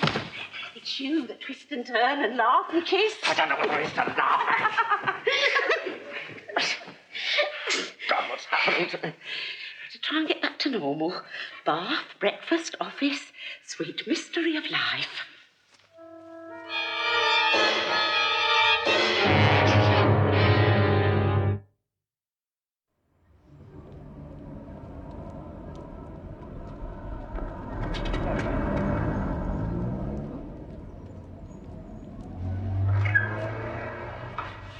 Bloody nightmare. That house we talked about yesterday. What house?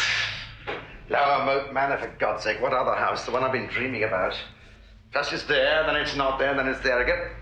A bloody hangman this time. Easy does it, Norman, lad. Just because you go on dreaming, there's no call to take it out on me. No, of course not, Lolly. I'm sorry. Forgive me, darling.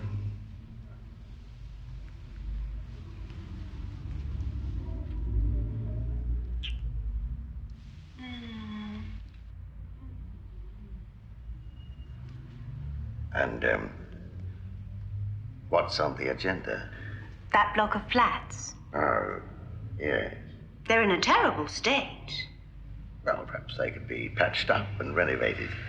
Anyway, let's go and survey them. Damn it all, I am a surveyor. And afterwards?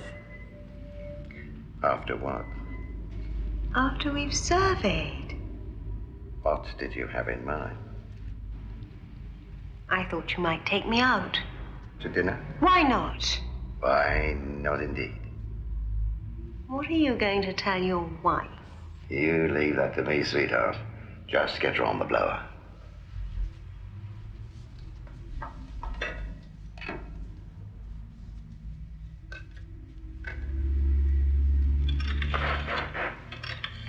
Oh.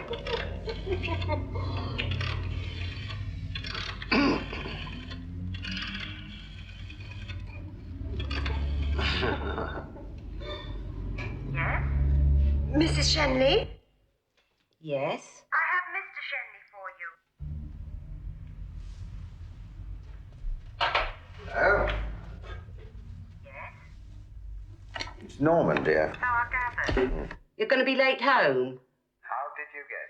There's a property you can only see over at night. Absolutely right. You don't expect me home till after midnight? Probably not. You rotten sod, you don't fool me. Now, Emily. You don't sell anything on these nightly excursions, do you? Or do you, and what? Look, if you're so bloody fed up, why don't you give me a divorce? Because I wouldn't wish you onto any other poor sucker of a woman. Well, if you're going to be like that. Bitch.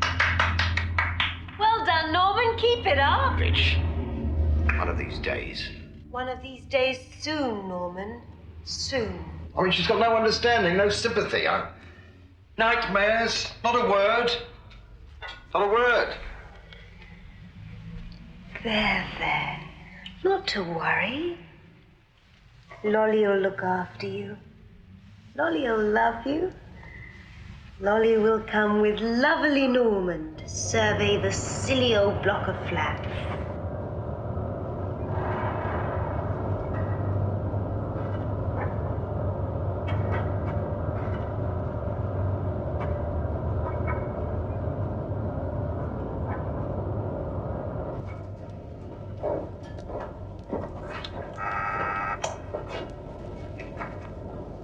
Vandals. Little bastards. Press caretaker's bell, 8:30 to 6:30. It's 4:45. Funny way to greet a surveyor if they really want to know the facts. I wouldn't want to live here. I'd have it demolished pronto. It might be worth reclaiming if the building itself is sound. Okay, no caretaker. What do we do now? We start at the roof and work down.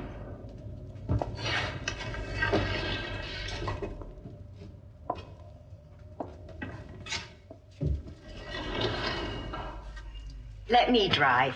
Which floor? The top. Darling. Oh, yes, Norman. I'll pack up and leave tomorrow. Kiss me.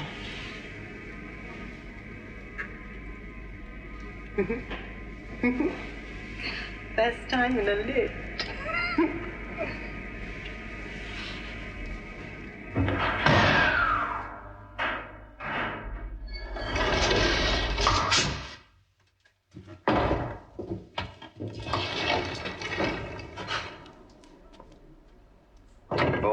door's not enough. Not as nice as a phone box, is it, Lolly? What's a... Phone box, don't you do? Oh, no, that was a dream, wasn't it? How did we get up to the roof? Up the apples, darling. You first. All right, lover.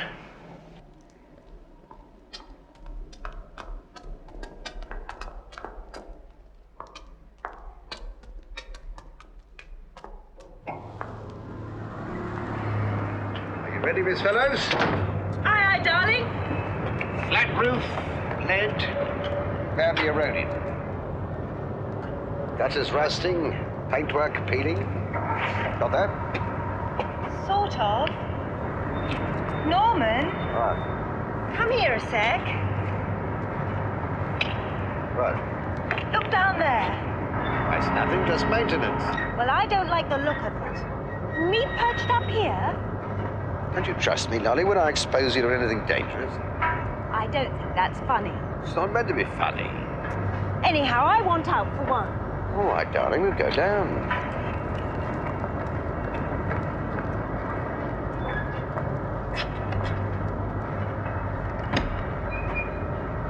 Well, get it open, Norman. God almighty, they're going to knock us out! No, they would never have sent me here. Where? Where did they send you? Oh, here, of course. Well, what does it say on there? It says, Campbell Building C Block. That's right, isn't it? That's wrong, you half-wit. This is A block. It's not. It is. I saw it on the entrance as we came in. God almighty.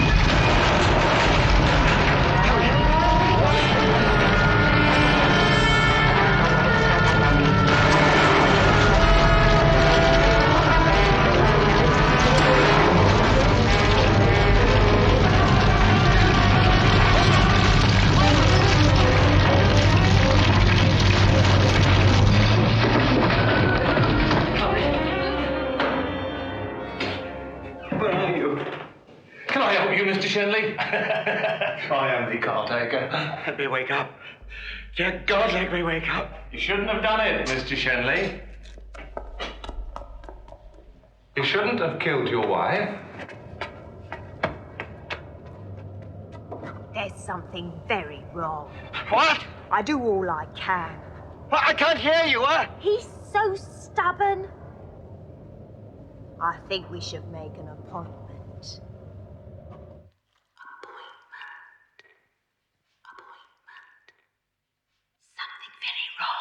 Yes, Doctor. When I've spoken to him, I'll phone you back and make an appointment. Yes, very worrying. And there's something else.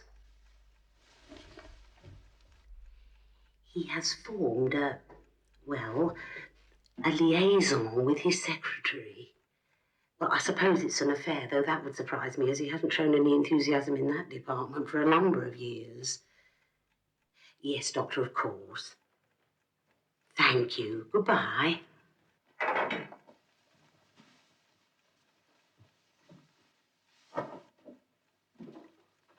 Norman?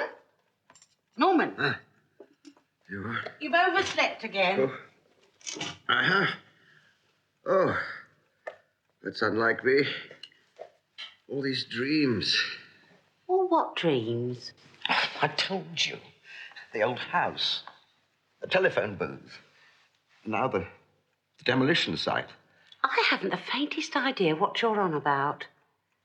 No, I suppose not. But one thing I do know, you're not yourself. No? Oh. Perhaps that's just as well. What does that mean? Nothing. You ought to see Dr. Melbury. Why? Because I say so.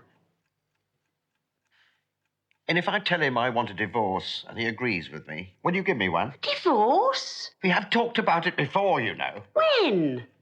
Yesterday, just before I went to the survey on that block of flat. No, it was on the roof. You see, it's all a dream. It's been going on now for days. You see, you do need to see the doctor. All right, but I also need a divorce. You go and be looked at first, and then we'll talk about it. Very well. I'll go and ring for an appointment. Now drink your tea.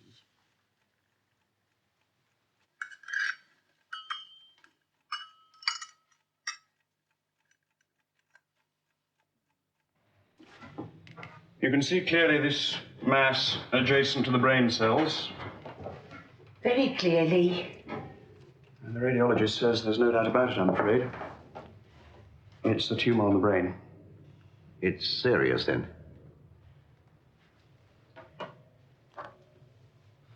Very serious. Indeed, if we're to succeed, you must go straight from here into hospital and have it removed. I see. Then there's really no alternative. Is there, Norman? No. No. Let's get it over with as quickly as possible.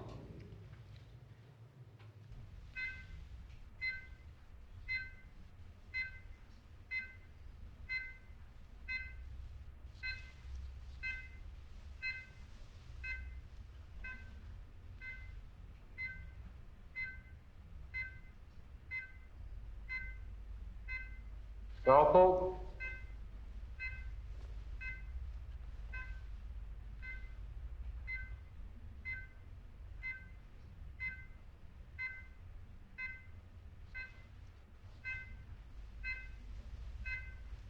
Saw. Something not quite right here, sir. Huh? Heartbeat irregular. Very irregular. Oxygen.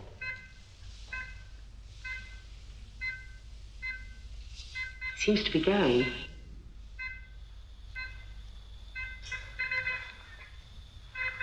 Not responding.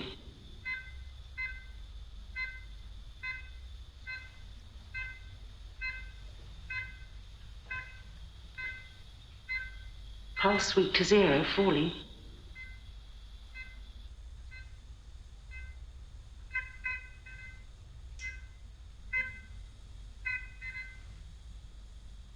Heart stopped.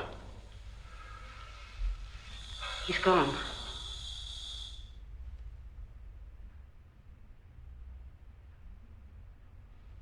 Poor chap. There's nothing we could do. Nothing. Flawed heart. I'll go and get a porter. Porters are on strike.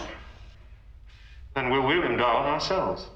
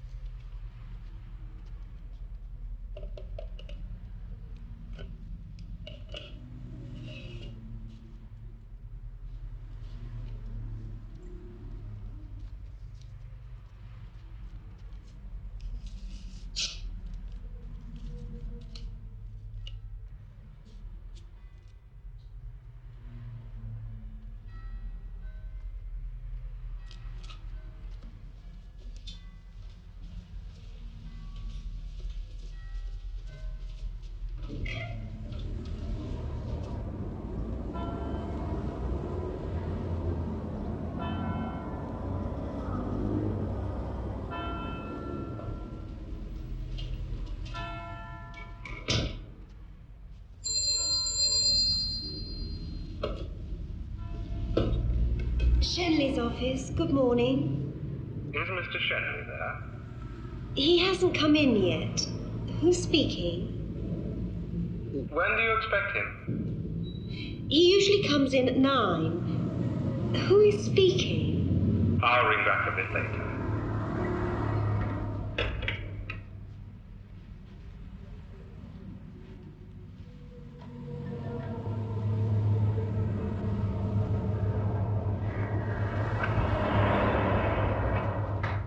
Lolly? Good morning, Mr. Shenley. Lolly, I expect you're wondering why I'm turning up at 10 Emma instead of 9. There was a phone call for you a minute ago, but the gentleman wouldn't leave a message. Lolly, guess what? No idea, Mr. Shenley. I'm now free to marry you. You're what? Like I said I would.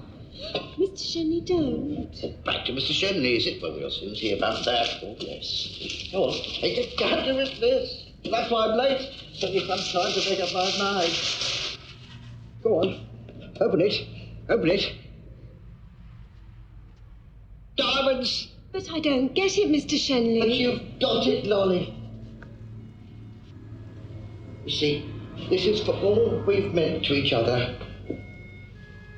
in the past, and we'll go on meaning now. Are you feeling all right, Mr. Shenley? All right. I'm on top of the world. Because now we can be together till death us do part. Please, Mr. Shenley, please. What are you up to? What's the matter? Darling, Lolly, I know it was only a dream, but let's make the most of it. Let's keep it a dream, a simple dream. No more nightmares.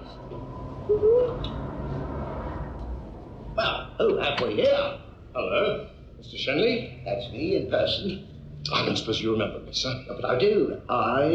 Yes, 3 months ago, this office was broken into. You called the police. I was... Yes, but I've seen you since then. You have? I don't recall... Oh, yes, Mr. Rayburn, the tramp, the caretaker, caretaker, that rogue of a surgeon. I'm not quite with you, Mr. Shenley. Oh, I'm getting used to it. To what exactly, sir? A long, long dream, one into the other. Like Death. Death, sir. Mr. Shenley, I have to ask you a few questions. Far away. When you left your house this morning... Oh, but did I? Pardon? Well, I may have done, or I may have not have done, depending where I am in the dream. Well, let us put it this way. If you left your house this morning, was everything as usual? Oh, yes. It's much the same as any other morning. Except, of course, this time my wife was dead. That is correct, sir. I suppose I should have been surprised that she was found so quickly, but I'm not. It seems there's no sense of time in dreams. But I'll tell you one thing. Do you know, it was all in colour. As your wife's sister called at the house and found her in the bedroom. That's right. Except, of course, my wife doesn't have a sister. You shouldn't have killed your wife, Mr. Shenley. That's it. That's the voice on the speaking tube, in the telephone booth, and the cigarette box. Mr. Shenley, I must ask you to accompany me to the station. But to help you with your inquiries, of course I will. Happy to oblige. And before you know it, quite a different dream will begin. Now, what makes you think this is a dream, sir? I'll tell you. You see, when the dream began, you told me that I'd killed my wife on Friday the 13th. Well, Friday the 13th must have been several days ago. No, Mr. Shenley.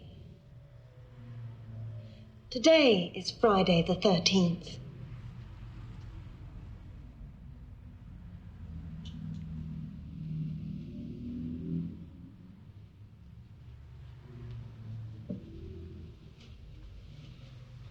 Oh, my God, no. No, it's not. No. Look, I never killed Emily. No, she fell out of bed and hit her head on the floor. Come along, sir. It's not fair. I thought it was still a dream.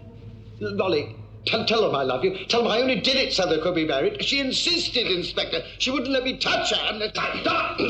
I don't know what he's on about, honestly. Not to worry, miss. We'll take care of him. It's a dream. I know it's a dream. It's more like a dream than all the other things. Is he nutting or something? Lolly, we'll work something out. Don't let them take me away. I did it for you. I love you. I love you. Lolly, please, don't let them take me away. I love you. Perhaps you wouldn't mind coming down to the station later and making a statement.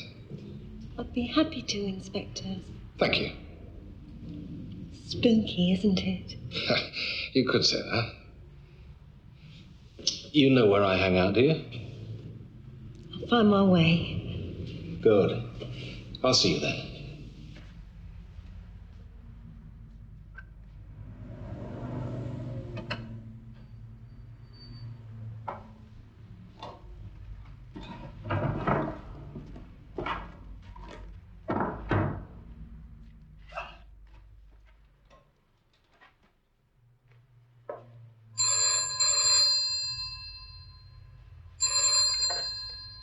Shenley's? Is Mr. Shenley there? He isn't here at the moment. Can I help you? My name is Rayburn. Yes, Mr. Rayburn. I represent a property called Lower Moat Manor. Lower Moat Manor? I should like to place the property on the market. When will Mr. Shenley be back in the office? It's very difficult to say at the moment, sir. It may be some time.